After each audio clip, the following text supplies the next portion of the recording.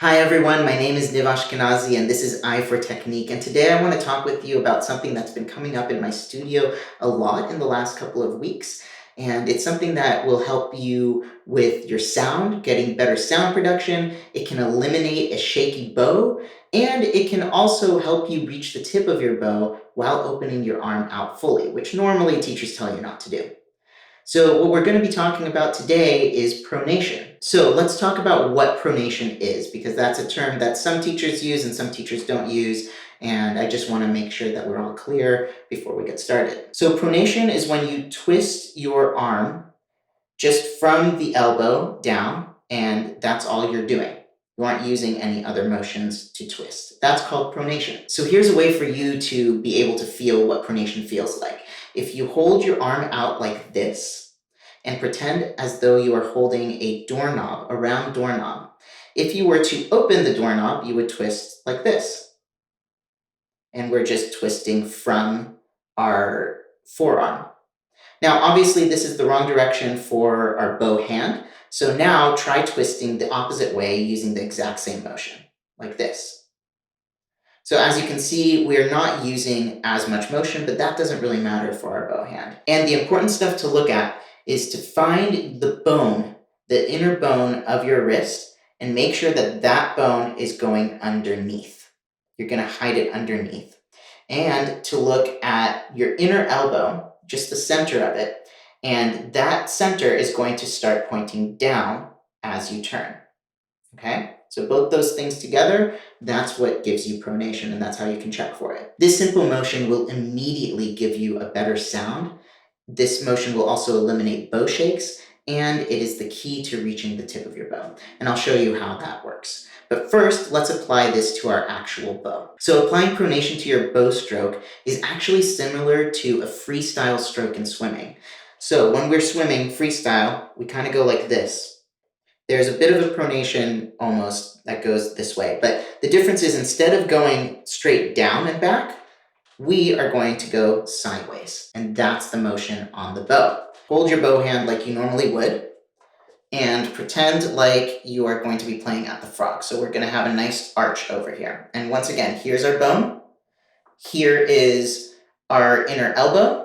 And what we're going to do is we're going to hide this bone underneath, and we're going to move the inner elbow down. And when we stretch all the way to the tip, we're going to feel a little bit of a stretch in here and in here. So it'll look like this. So as you can see, my bone is down, my elbow is down, and I'm feeling a bit of a stretch over here as I straighten my elbow completely. So that's how we would do a down bow, but since we play the violin, we need to be able to do a down bow as well as an up bow. And in this case, what we're going to do is a bit of a smiley face kind of bow stroke. So on the down bow, we'll do a smiley face this way. But on the up bow, we're going to quirk that smile. We're actually going to stay pronated till about the middle of the bow before turning the other way. If we don't do that, what's going to happen is we're going to lose a lot of pressure on the up bow exactly when we need it, which is at the very tip. So we're going to end up with a weird sound at the tip, not the smoothest bow change, and it'll just be a lot of excess tension there that is unnecessary that will affect the sound. Okay, so for the down bow, I'm going to do a regular smile. Now for the up bow, I'm going to stay pronated for about half the bow before turning my wrist the other way again. So the way it would look if I wasn't stopping would be like this.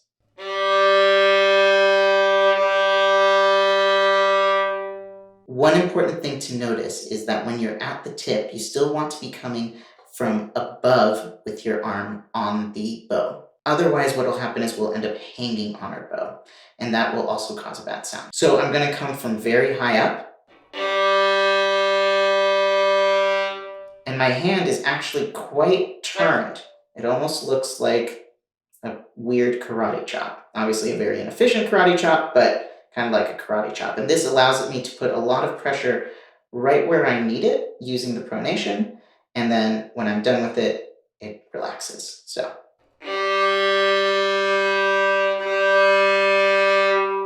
Now this is what would happen if I don't do that. If I don't do that, I can't actually pronate. I'm too far down. It messes up the entire up bow. So it's important to come from above when you do this. So at the beginning of the video, I was saying that there's a few things that pronation can help with. And the first one we're going to talk about is how to reach the tip. When I was a student, I definitely went through that phase where it was hard to reach the tip. And I tried all sorts of things in order to reach the tip. And one of them was to extend my arm out all the way. And my teacher told me not to do it, and for good reasons, because it was very hard to close it. So some of the other things that I would do is try to move my violin with my bow to reach the tip, or move the violin away from the bow to reach the tip. Basically, I tried all sorts of things, and my teachers gave me all this advice. And later, of course, I figured out how to reach the tip just fine, just like we all do. However, recently, I kind of realized how I can reach the tip in a much easier way while actually opening my elbow all the way. And I'd like to share that with you because I've used this with my students and it really helped all of them. So before I show you the actual technique, let's do a couple of experiments together. So I want you to once again hold out your arm slightly bent and how you normally would hold it, with the wrist a little bit curled and the elbow a little bit bent. And this time what I want you to do is not use pronation at all and just open your arm like this. And I want you to see what you observe. I want you to look at the wrist bone. I want you to look at your inner elbow. And I want you to feel what happens when you stop pushing your arm straight. Does anything happen? Does it stay in place or does it close? So if you've done this right, your inner elbow is going to be pointed basically parallel or slightly upward. Your inner bone for your wrist is basically in the same spot with the outer bone of your wrist. And when you stop pushing your arm out, nothing happens. It just kind of hangs there. These are 3 reasons why we don't actually want to open our arm all the way when we reach the tip. It's really hard to actually do an up bow afterwards. It's really hard to close the elbow. There's nothing helping our elbow close, and we're pointed a little bit upwards with our wrist, so it's harder to get pressure onto the bow. So it would look like this if I was playing. See, I'm kind of trying to hang on for dear life. It's going to be really hard for me to start closing my elbow. I can't get as good a sound right at the beginning of an up bow. Now we're going to try the second experiment. We're going to hold our arm in the same way, but this time we're going to use pronation to open our arm. So we're going to take our inner wrist bone and hide it underneath. We're going to take our inner elbow and also point it down, and we're going to stretch our arm fully. So it'll look like this. Now I want you to observe what happens when you stop pushing. For me, this is what happens. I immediately have my elbow begin to close when I relax. Some other important things to look at. We are pointed downwards, which means that we're going to have more pressure on our tip, which is exactly where we need the extra pressure since our tip is lighter.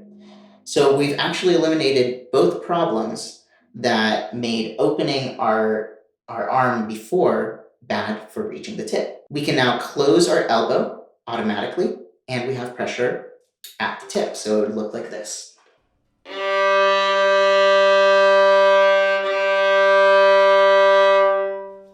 It makes it very, very easy to reach the tip, no matter the length of your arm, because you have that little extra bit that you get from opening your arm all the way. And with the pronation, you also keep the sound and don't have excess tension in your arm. Once again, just as a reminder, make sure to be coming from above your bow and kind of this sideways karate chop manner so that you still get all the benefits of the pronation. Now we're going to move on to the second benefit of using pronation, and that is to eliminate your shaky bow. Shaky bow tends to happen to people during performances. It usually happens to students, but I've also seen it happen to professionals. And I've used this with my students to basically eliminate this from their performances. So let's first talk about why we might be getting a shaky bow. Like, what is the core problem? The essence of a shaky bow is that the bow is kind of bouncing a little bit. So when you put pressure on your bow through the bow hairs and the stick wants to bounce back. automatically. That's how our bow works. It kind of works like a spring. The shaky bow happens when we have a lot of micro bounces, basically, that we aren't really controlling our bow. So if you think about it, if you just keep pressure in, then you won't have a shaky bow. Let's see if we can get a little bit of a shaky bow by not using pronation. It usually happens when I'm trying to put a little bit of pressure on the bow, but not too much, and I'm not using pronation. Now, if I use pronation, it'll disappear.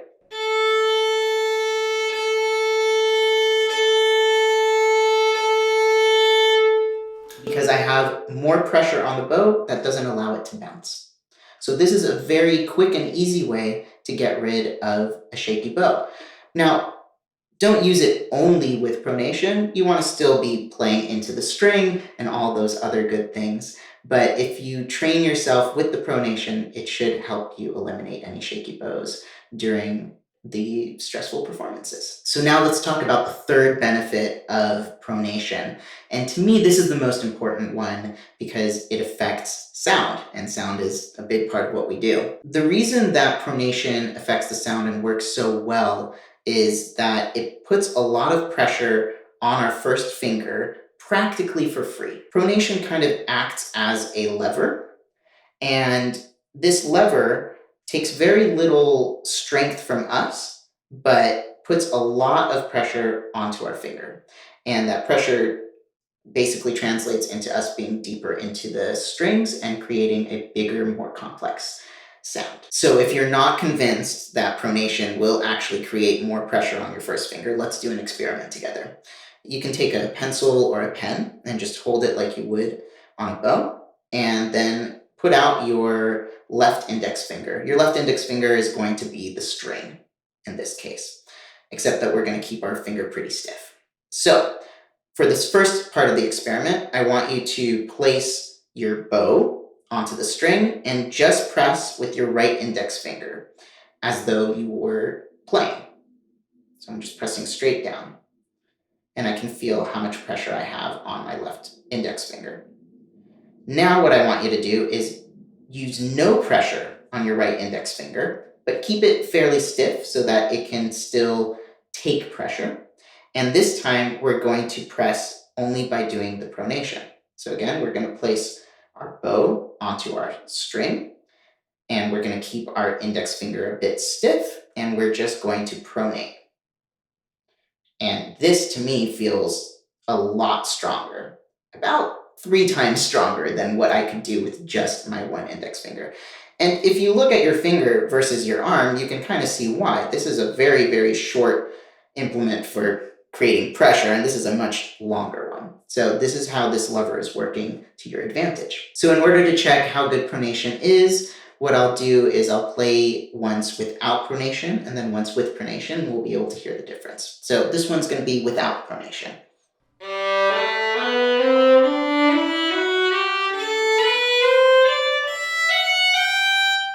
And now with pronation.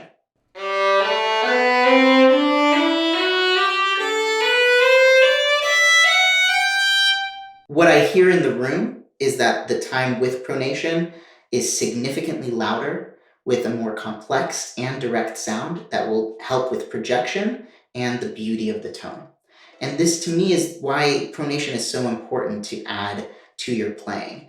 Now, a lot of people do use some pronation, but I'd also like to suggest try adding a little bit more, see if that helps. And if you're already doing enough, great. If not, enjoy the benefits.